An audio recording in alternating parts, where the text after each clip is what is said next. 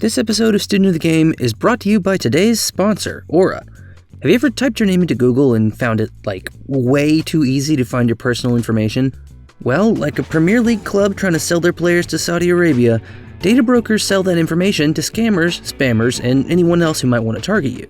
Your full name, email, home address, health records, your relatives, it's all out there. That's why I've been using Aura, the sponsor of today's video. Aura shows me which data brokers are selling my information and automatically submits opt-out requests for me, because I don't want any of those people selling my information. That's uncool. Cleaning up my information not only reduces the amount of spam I get, which is good because I hate that, but it also protects me from hackers who could use this information to help them access my social media accounts, bank accounts, or other sensitive information. Aura also does so much more to protect me and my family from online threats that I can't see, like a left tackle protecting my blind side. It's really easy to set up, so I don't have to download several different apps to get things like antivirus, VPN, password management, parental controls, identity theft insurance, and more. I get everything at one affordable price. You may already have one or two of these tools, but not having Aura is like locking the front door and leaving the back door wide open. Aura is always on, doing the hard work of keeping me safe so I can focus on other tasks, like making Student of the Game videos, with peace of mind. Privacy and protection are important to everyone. You can go to aura.com/game to start your 2-week free trial. Alright, on to the video. There's been something happening in the NFL over the past couple of years that I have a really hard time wrapping my head around. And it doesn't have anything to do with Aaron Rodgers or why nobody wants to give a running back a contract or why scoring has been down. My preoccupation is this. When you think of the most popular players in the NFL, who usually comes to mind? The answer is probably going to be different depending on who you root for, but no matter who you ask or which metric you choose to measure it by, chances are it's going to be a quarterback. Maybe a running back or a receiver, maybe a pass rusher at a push, but usually the guys with the ball in their hands end up becoming the symbols for both their teams and the league that those teams make up. And yet, in the NFL in 2024, there are two guys who weren't high draft picks, don't play any of those positions, and are well into their 30s that are nonetheless two of the most visible and popular athletes in any sport in the entire country. If you're even a casual fan of the NFL, like maybe you only watch a few games over the course of the entire season, you'll probably still be aware that the Kelce Brothers are absolutely everywhere right now. They're in commercials, promoting products ranging from soup to soap. Sometimes they're together, sometimes they're separate, but either way, they're definitely going to be on your TV if you're watching an NFL telecast. They have a documentary on Amazon Prime that, as of its release in September 2023, was the most watched documentary film that company has ever produced. They have a hit podcast that tops basically every chart you can find in the sports category. And yes, because I feel like I can't not mention this, one of them is in a relationship with one of the most famous women in America. And the other one's dating Taylor Swift. Jason and Travis Kelce have been transformational for the league, both because of their Hall of Fame careers on the field and their brand impact off of it. So today, I want to explore the full story of how the Kelces became the megastars they are now, and what we can learn from it, starting all the way back in the suburbs of Cleveland, Ohio. So much of the story of the Kelces' early years tracks completely with who they've turned into as adults. Jason as the older brother paving the way for Travis to follow, and Travis as the chaotic younger sibling doing everything he could to beat Jason at something. Neither one of them were super highly sought-after recruits. Jason walked on at Cincinnati as a running back and linebacker, and Travis was a 2-star recruit as a quarterback. But after playing on the same team in 2009, one of their paths to the NFL got significantly more complicated. On New Year's Day 2010, Brian Kelly's undefeated Cincinnati team, featuring both of the Kelce brothers, faced off against Tim Tebow in the Florida Gators. The game ended in a loss, but that's not why we're talking about it in this video. Before the game, a group of Cincinnati players were randomly drug tested by the NCAA, including Travis Kelce.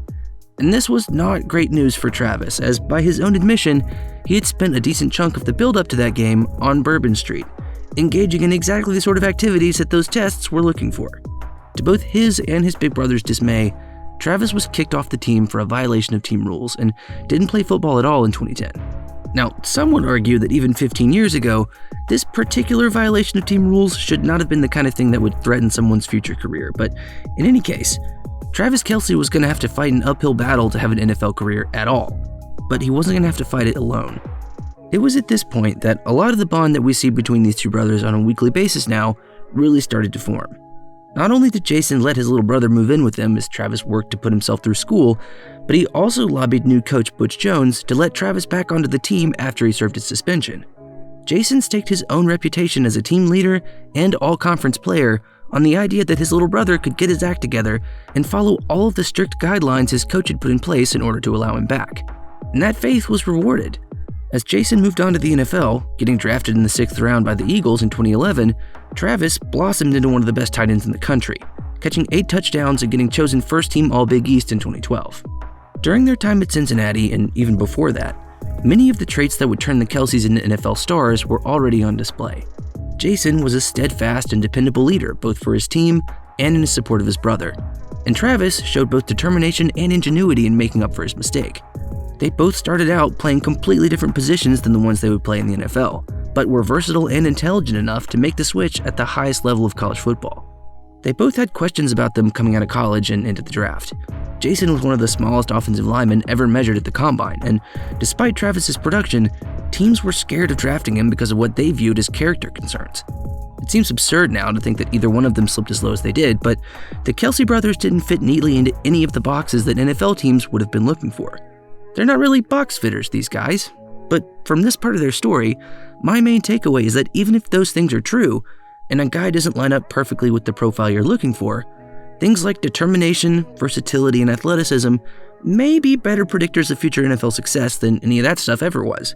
And you can't really have a conversation about the Kelce brothers without including a whole lot of NFL success. In 2011, Jason was drafted by Andy Reid and the Philadelphia Eagles, a team that had made the playoffs 9 times in the previous 11 seasons. It was pretty much exactly the kind of situation you want to be drafted into, snapping the ball to Michael Vick and blocking for LaShawn McCoy, with one of the best coaches in the modern era presiding over the whole thing. And Jason took to it pretty immediately. He started all 16 of the Eagles' games in his rookie year and looked like he'd been there for years. But the Eagles' results started to dip, and by year 3, Andy Reid was out and on his way to Kansas City, where he would end up drafting another Kelce brother, but only after getting confirmation from Jason that that decision was a wise one.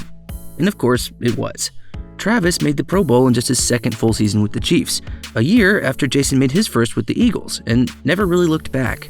Despite all the stuff that went down in Cincinnati, the concerns people had about them going into the draft, and both Jason and Travis suffering season-ending knee injuries early in their careers, by 2016, the Kelces were both firmly a part of the NFL's most elite group of players, and they've been there ever since.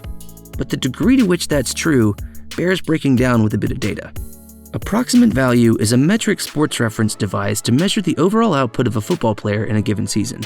It's similar to stats like WAR in baseball or VORP in basketball, both in that it's designed to represent a lot of different measurements at once, and that makes it pretty general, and it should therefore be taken with a grain of salt. That being said, not only is Jason Kelce a 7-time Pro Bowler and 6-time first-team All-Pro selection, he is also the Eagles' all-time leader in approximate value. Not Donovan McNabb, not Reggie White, not Brian Dawkins, but Jason Kelce is the most valuable Philadelphia Eagle ever. Only 4 offensive linemen in the history of the NFL lead one of the 32 franchises in that metric, and 2 centers, and Jason Kelce is one of them. Oh, and not for nothing, Travis is 4th all-time on the Chiefs list, and is also their franchise record holder for receiving yards, 2nd in receptions, and 2nd in touchdowns behind Tony Gonzalez.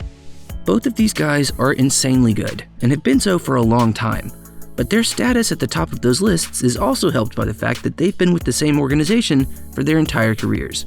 Now, personally, I don't think it should ever be held against someone if they want to change teams. The idea of a one-team career is one of those platonic ideals in sports that people like to talk about, and generally, I think that's kind of dumb. But in this case, I think it does tell us something about the Kelces as people.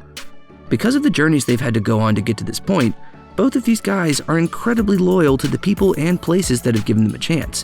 Whether it's a team or a coach or even an entire city, the Kelces ingrain themselves completely into the environment around them.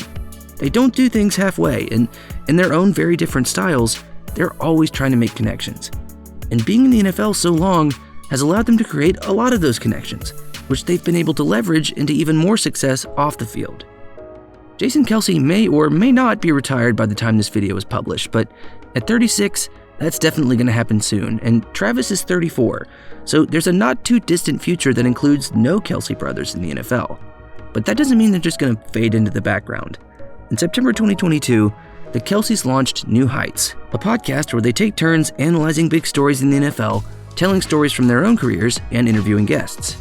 New Heights is far from the only podcast of its kind out there. There's Will Compton and Taylor Lewan's Bussin' with the Boys, JJ Redick's Old Man and the Three, and about a gajillion other shows in this same pro-athlete turned content creator ecosystem that just keeps getting more and more crowded. But New Heights is different. It's not competing with those other shows so much as it's competing with shows like the Joe Rogan Experience for the most popular shows on the entire platform. But why is that? I think they would probably cringe pretty hard at this comparison, but I can't help but notice a few parallels between the growth of New Heights and the growth of Hank and John Green's Vlogbrothers community. All the way back in 2007, the Green brothers started their channel as a way to stay in touch with each other, especially as they lived in different cities and were going in different directions career-wise. And as they produced those videos in the very early days of YouTube, their growing fan base got to go on that personal journey with them, to the point that today, they've grown that brotherly correspondence into an entire YouTube empire. But even as their footprint has grown to reach millions of people, that initial spirit of creating content as a way to connect has stayed the same. They've remained their authentic selves the whole time, and because that was a big part of the draw in the first place, that hasn't affected their appeal. If anything, it's enhanced it, and on that point, as well as a few others, their journey very much mirrors what the Kelces are trying to build. New Heights has turned into an absolute juggernaut now, but it started as a way for Jason and Travis to keep up with each other during their very busy playing seasons. Most of us can't just call up Paul Rudd or Charles Barkley to come on our shows, but we can relate to the desire to have some quality time with someone we care about. Both Kelce brothers are charismatic and engaging as personalities, but it's that authenticity that, in my opinion, has propelled New Heights to New Heights. The show can definitely veer into the ridiculous at times, but that's just kind of who these guys are, and they don't shy away from that. A lot of the stuff that has made them great players, whether that's their intelligence, charisma, or authenticity, also makes them incredibly marketable and relatable media personalities, and their audience has responded accordingly. This is usually the part of the story where I try and come up with some really cogent point about whoever I'm talking about, but in this case, my big groundbreaking takeaway is that I just like these guys. Maybe this is just what happens when you have two people who push each other and hold each other accountable from a place of love for their entire lives. Even with all the competitiveness, their relationship is actually really healthy, like not at all toxic, and if I sound surprised by that, it's because it's not something you see very often. They've been through so much together, and rather than that turning their relationship into a spiteful mess, it's propelled them both forward in their professional careers, and closer together as siblings and as friends. That says a lot to me about who these guys are as people, and this exchange from an episode back in February 2023, the same one where they both got all blubbery about their mom, kind of sums up what I find so remarkable about this relationship. I've kind of just been following your footsteps throughout this whole gig, and to go through everything leading up to this moment, or leading up to this year, and then having the year that we had, and then meeting you at the mountaintop, brother, it was like we were on top of that thing together, man. Two men genuinely loving and caring for each other and being open about it is not something that you see enough of in sports. But if it were, I think a lot of the toxicity that drives some people away would stop. That looks like encouraging each other. That looks like being there for someone in a meaningful way when they've made a mistake. Maybe I'm just a sucker and this is all just an elaborate act, but I don't know, man. There was a moment on a recent episode where Travis got under Jason's skin so much that he rage quit the recording, and as an older sibling myself, let me tell you, I don't think you can fake this level of being annoyed. And it's okay to be annoyed by them sometimes. They've done some annoying things. And they're so omnipresent right now that I wouldn't blame you for having a little Kelce fatigue from time to time. But even if you can't stand any more of the Kelce brothers, I absolutely think the sports world could do with a few more people like them. There's a line from the Kelce documentary that immediately jumped out at me when I heard it. Jason talks about how special the city of Philadelphia is, and he says this: being unapologetically yourself until the whole world has to accept how great you are, that's a Philly thing. Now, I can't speak for Philadelphia, but I feel very confident in saying that that idea is also definitely a Kelce thing. You don't have to like them. They're not everyone's cup of tea. But you can't deny the impact they've had on the NFL, both in their exploits on the field and their growing presence off of it. Whether you're a blitzing linebacker or a hater who's tired of seeing Taylor Swift on their TV, the Kelce brothers will not be stopped. And personally, I don't think they should be.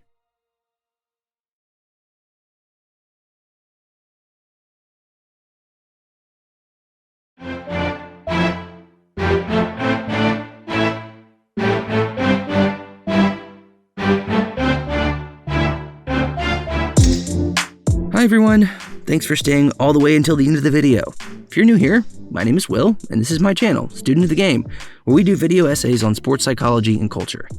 I usually do an NFL episode around the Super Bowl, for obvious reasons, but I've wanted to take a closer look at the Kelces for a while now, and the Chiefs winning the AFC kind of eliminated any reason not to. If you enjoyed the video, please do give it a like, and subscribe to the channel for more stuff like it.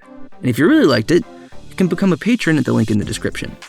Thanks to Aura for sponsoring the video, and let me know who you think will win the big game in the comments. But for now, I've got to get out of here. See you next time.